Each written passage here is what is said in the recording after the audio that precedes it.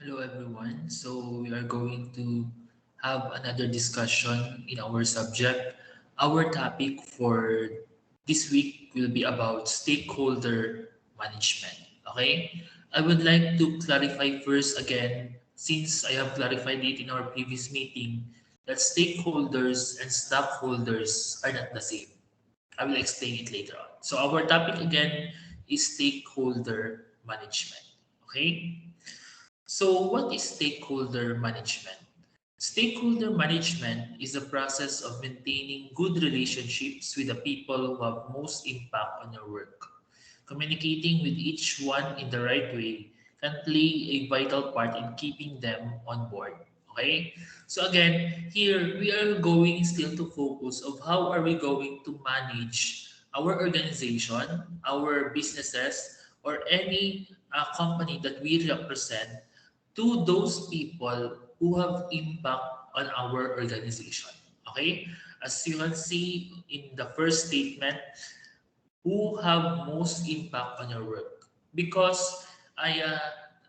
there will always be a lot of people who will have a direct impact on your work or on your organization or on your business. However, there are still many people who have indirect contact, indirect impact to your organization. So that is what we are going to talk about now. Not only those who have direct impact, but also to those with indirect impact with our organization. So again, uh, keeping them on board. What does that mean, keeping them on board? Siyempre lang, it means that you are on the same boat, di ba? Kumbaga pa, you have the same direction for the betterment of your work, your project, your department, your organization, or your business. Because keeping them on board will help you and help them. You help them, and then they will also help you in achieving the objectives and in achieving the goals of the organization. Okay? So, who are included in this term stakeholders? Okay? Kasi pag sinabi natin, let's say, stockholders or shareholders, stockholders and shareholders are the same. Everyone, every single person who is holding uh, a share or stocks of your company or the organization are your shareholders or your stockholders. And they are the owners of the corporation. Kasi meron silang percentage or a little bit ownership of the company. Kumbaga pa, sa sole proprietor, ang shareholder or ang stockholder, walang ganon. Because it is a sole proprietor. Yung may-ari, yun yung may-ari. Sa partnership, kung sino yung andon sa partnership or sino yung mga partners, sila yung may-ari ng partnership na yan. Whether it's a limited partnership or a general partnership. However, in the corporation, we know that a lot of people are owning the corporation. Hindi lang siya isa, hindi lang siya lima, hindi lang siya 10.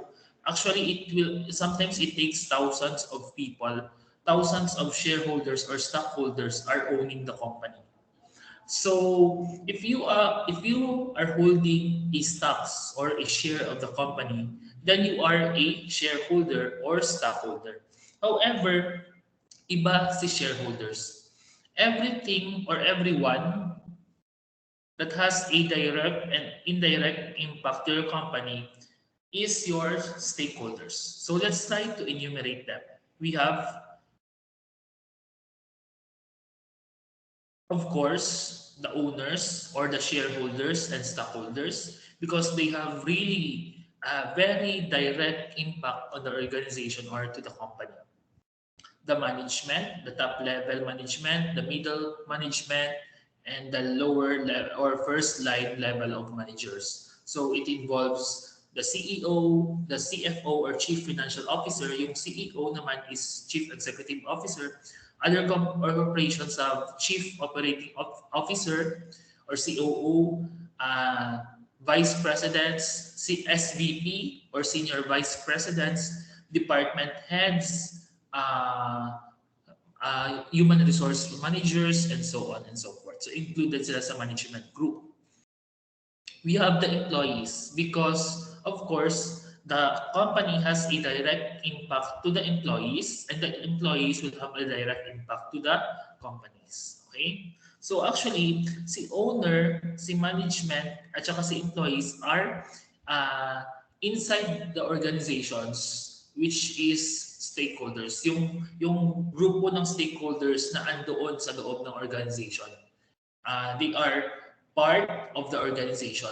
Okay? So meron namang outside the organization, we have, of course, the customers who will patronize the businesses that we offers, the products that we sell, and the services that we are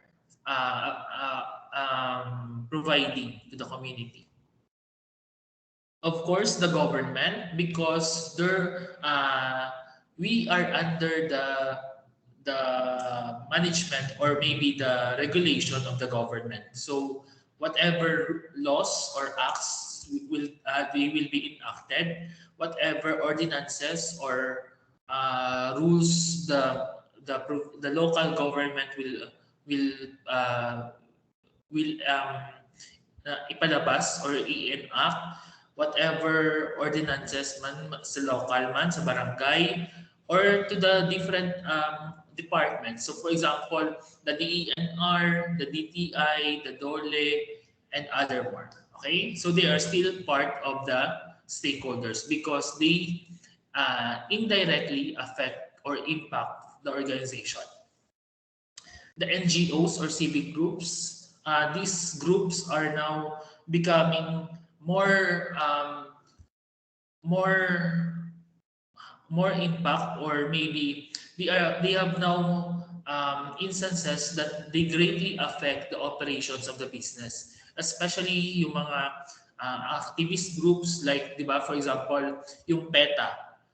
PETA is an organization that promotes welfare of animals. So any animal cruelty, any forms of harming the animals, they greatly oppose that, and they are very strong in their campaign against those things, di ba? Napakalakas na sa social media, napakalakas nila even with their face-to-face, di ba? They are very known to have very appealing campaigns about that. Okay? If you can search PETA, what they are doing, di ba? So, one activist group or one group going against your organization, or kung pa ang sobrang ang term subok mo, bashers, di ba? So if they bash the organization, that can greatly affect the organization because a lot of people, a lot of potential customers can also be their followers. So if, di ba, pag maggawa sa ng negative statement, then their followers might believe them indirectly, and they may not patronize our products or services just because of the negative advertisement or negative statements coming from those groups. And lastly, the locality. So for example, again, Holy Child. The locality of Holy Child is Surala, the entire Surala, the province of South Cotabato, because it is where the company is located, and the school as a market or maybe directly impacting the community, di ba? So for example naman, KCC. So ang KCC, ang iyang locality is also the province of South Cotabato because a lot of people in South Cotabato are availing the products and services of KCC. Okay? So, developing your strategy for stakeholders management. It pays to remember the old saying, no man is an island.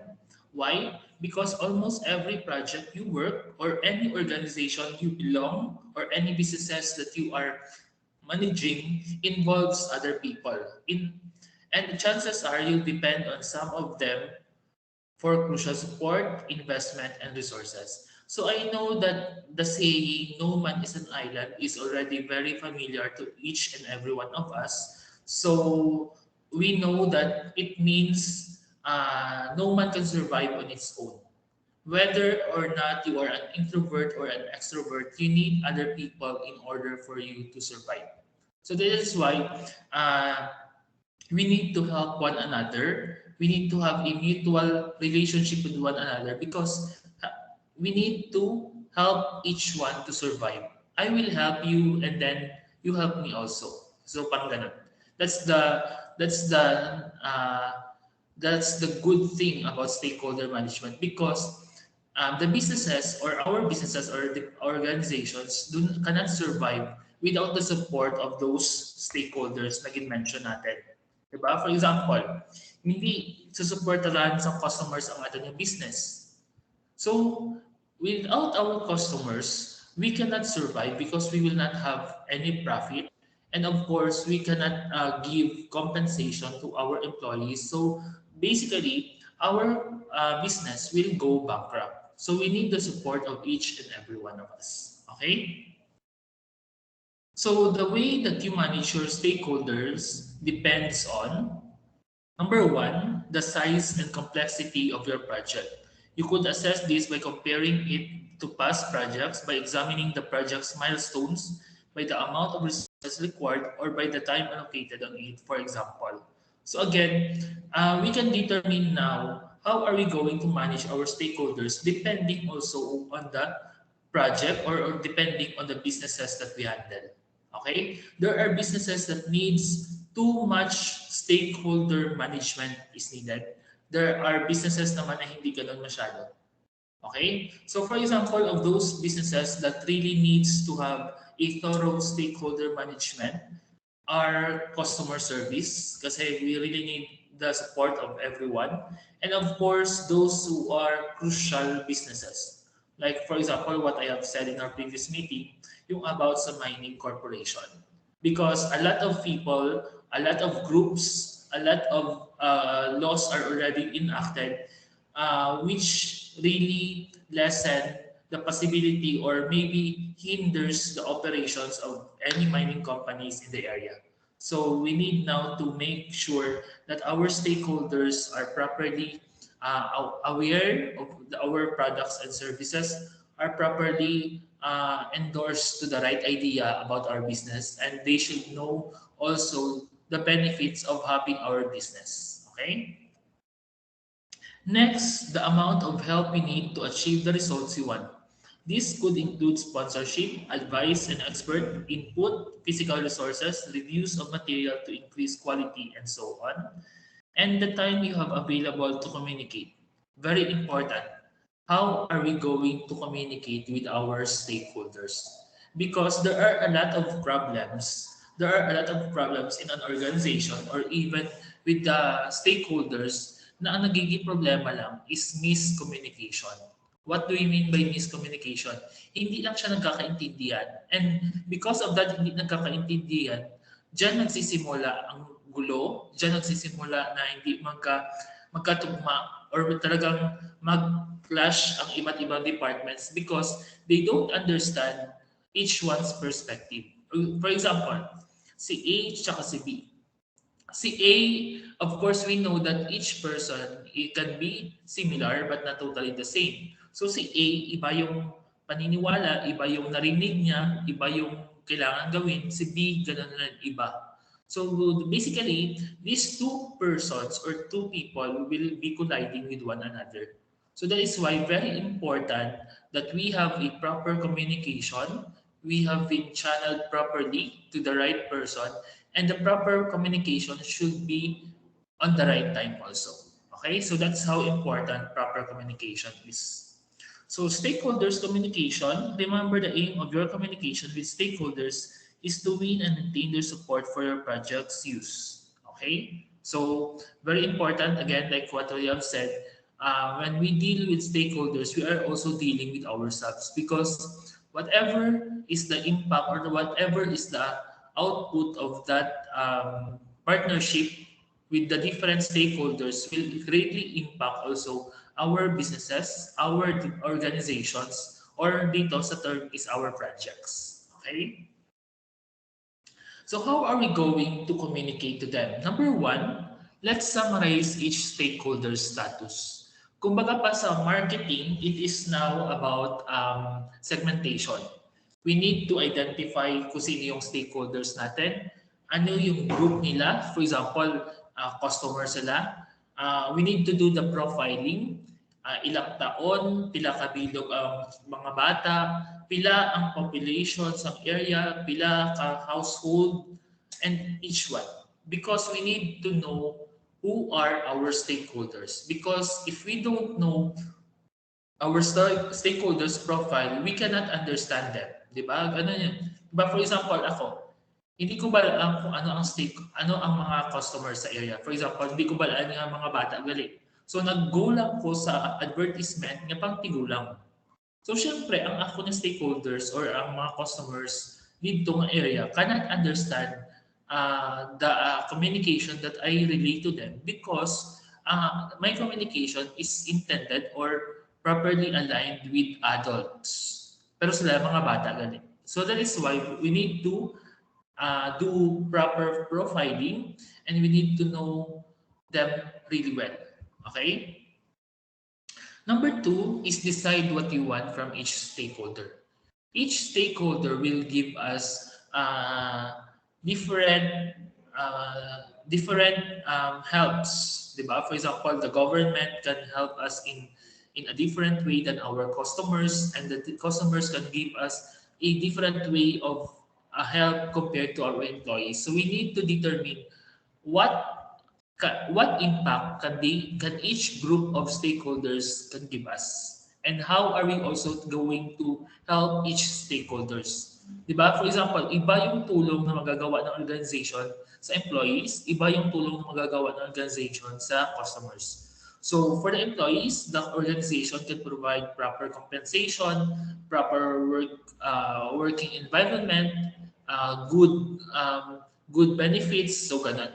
Whereas sa customers naman is proper products and services, good quality products, less or cheaper products compared to the other organizations. So look at your list of stakeholders and think about the level of support that you want from each one.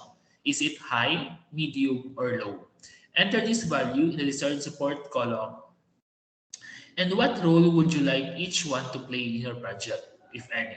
Will you need full-time technical support, for instance, or just ad hoc advice? Or when we say ad hoc advice, it means as the need arises. Okay?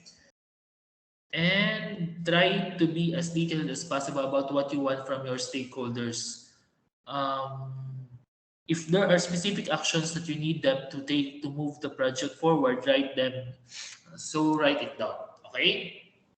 So basically, we need to identify our stakeholders, create a profiling of them, and then identify how each stakeholders can affect our businesses or organizations, and how can the organization help or give also positive impact to those stakeholders. Number three, identify your key message to each stakeholder. Next, think about what you need to say to persuade your stakeholders to support you and to engage with your project. What's in it for them? Highlight the benefits that your project will bring to the organization or the individuals concerned and focus on key performance drivers. Okay? So after you identify your stakeholders, after you determine how the both of you can be beneficial for each other, it's now the time to relay your information to your stakeholder. Diba? Of course, it's not about really the negative persuasion, but how are you going to convince them or how are you going to enlighten them that that they need to support your organization or your business. Diba? For example, customers. How are you going to market? How are you going to advertise? Or how are you going to persuade your customers or potential customers to purchase your products or avail the services that you offer?